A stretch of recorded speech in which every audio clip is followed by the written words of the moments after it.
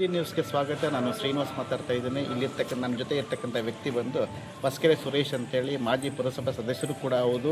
ತನ್ನ ವಾರ್ಡ್ನಲ್ಲಿ ಹಲವಾರು ಜನಪರ ಕೆಲಸಗಳು ಮಾಡಿಕೊಂಡು ಕೆಲಸ ಮಾಡ್ತಾ ಇದ್ದಾರೆ. ಜೊತೆಗೆ ಕೋವಿಡ್ನಿಂದಿದ್ದು ಇಲ್ಲಿಯವರು ಕೂಡ ಅನೇಕ ವಿವಿಧ ಕ್ಷೇತ್ರಗಳಲ್ಲಿ ಕೆಲಸ ಮಾಡ್ತಾಯಿದ್ದಾರೆ.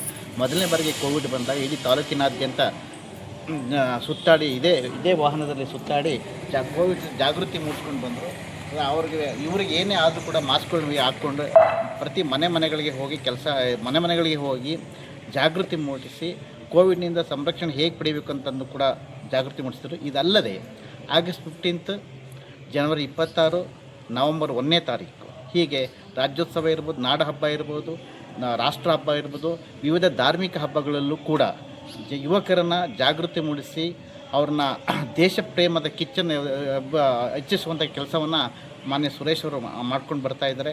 ಅಂತಹ ವ್ಯಕ್ತಿಯನ್ನು ಇವತ್ತು ನಾನು ನನ್ನ ಸುದ್ದಿಶ್ರೀ ನ್ಯೂಸ್ ಚಾನಲ್ಗೆ ಪರಿಚಯ ಮಾಡಿಕೊಳ್ಳಿಕ್ಕೆ ಹಾಗೂ ನಿಮ್ಮೆಲ್ಲರಿಗೂ ಈ ಮುಖಾಂತರ ಪರಿಚಯ ಮಾಡ್ಕೊಳ್ಳಿಕ್ಕೆ ನಾನು ಸಣ್ಣ ಪ್ರಯತ್ನ ಮಾಡ್ತೀನಿ. ಅವ್ರನ್ನ ಮಾತಾಡ್ಸೋಣ ಬನ್ನಿ.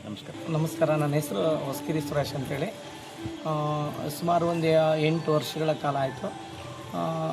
ಏನಂತಂದರೆ ನಾವು ಯುವಕರಿಗೆ ನಾವು ಎಷ್ಟೇ ಶ್ರೀಮಂತಿಕೆ ಹಣ ಇರ್ಬೋದು, ಎಷ್ಟೇ ಎಜುಕೇಷನ್ ಇರ್ಬೋದು, ನಾವು ಯಾವುದೇ ಆಫೀಸರ್ ಇರ್ಬೋದು, ಆದರೆ ನಾವು ಸರಳತೆಯಾಗಿ ಯುವಕರಿಗೆ ಸಂದೇಶ ಕೊಡುವಂಥದ್ರಲ್ಲಿ ನಾವು ಇರಬೇಕು ಅನ್ನೋಂಥ ನಿಟ್ಟಿನಲ್ಲಿ ಕೋವಿಡ್ ಸಂದರ್ಭದಿಂದ ಪ್ರಾರಂಭ ಮಾಡಿ ಇವತ್ತು ಕನ್ನಡ ರಾಜ್ಯೋತ್ಸವ ಮತ್ತು ಗಣರಾಜ್ಯೋತ್ಸವ, ಸ್ವಾತಂತ್ರ್ಯ ದಿನಾಚರಣೆಗೆ ಮತ್ತು ಬೇರೆ ಟೈಮಲ್ಲಿ ಯಾವತ್ತೂ ಸಹ ಈ ಥರ ಇದು ಮಾಡಲ್ಲ. ಈ ಒಂದು ಹಬ್ಬಗಳಿಗೆ ಒಂದು ಗೀತೆಗಳನ್ನು ಹಾಕಿಕೊಂಡು ಮಕ್ಕಳಿಗೆ ಚಾಕ್ಲೇಟ್ ಕೊಡುವಂಥದ್ದು, ಫ್ಲಾಗ್ ಕೊಡುವಂಥದ್ದನ್ನು ಮಾಡ್ತಾ ಈ ಒಂದು ಸಂಭ್ರಮವನ್ನು ಎಲ್ಲರೂ ಆಚರಣೆ ಮಾಡಬೇಕು ಅನ್ನೋಂಥದ್ದು.